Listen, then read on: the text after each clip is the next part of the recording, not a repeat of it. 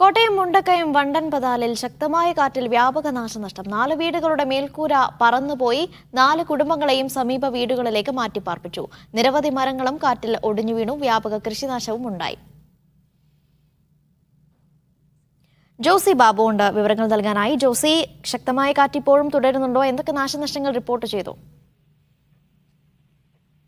അനീഷ, ഉച്ചയ്ക്ക് ശേഷമാണ് വലിയ കാറ്റ് മുണ്ടക്കയം വണ്ടമ്പതാൽ മേഖലയിൽ അനുഭവപ്പെട്ടത്. 4 വീടുകളുടെ മേൽക്കൂര പൂർണ്ണമായി പറന്നുപോയി. വണ്ടമ്പതാൽ 10 സെന്റ് പ്രദേശത്താണ് ഈ സംഭവം ഉണ്ടായത്. ഷാമോൻ, രാജു, തങ്കമ്മ, സിനോജ് എന്നിവരുടെ വീടുകളാണ് തകർന്നത്. 4 കുടുംബാംഗങ്ങളെയും സമീപത്തെ വീടുകളിലേക്ക് മാറ്റി പാർപ്പിച്ചതായി പഞ്ചായത്ത് അധികൃതർ അറിയിച്ചിട്ടുണ്ട്. നിരവധി മരങ്ങളും കാറ്റിൽ ഒടിഞ്ഞു വീണ് അവിടെ ഗതാഗത തടസ്സം ഉണ്ടായിട്ടുണ്ട്. കൃഷിയിടങ്ങളിലും വലിയ നാശനഷ്ടം ഉണ്ടായിട്ടുണ്ട്. കഴിഞ്ഞ കുറെ ദിവസങ്ങളായി ഈ കിഴക്കൻ മലയോര മേഖലയിൽ ശക്തമായ വേനൽ മഴ അനുഭവപ്പെടുന്നുണ്ട്. അതിന് പിന്നാലെയാണ് ഇന്ന് ഉച്ചയ്ക്ക് ശേഷം ശക്തമായ കാറ്റും അനുഭവപ്പെട്ടത്. അനീഷ, ശരി, ജോസിയാണ് വിവരങ്ങൾ നൽകിയത്.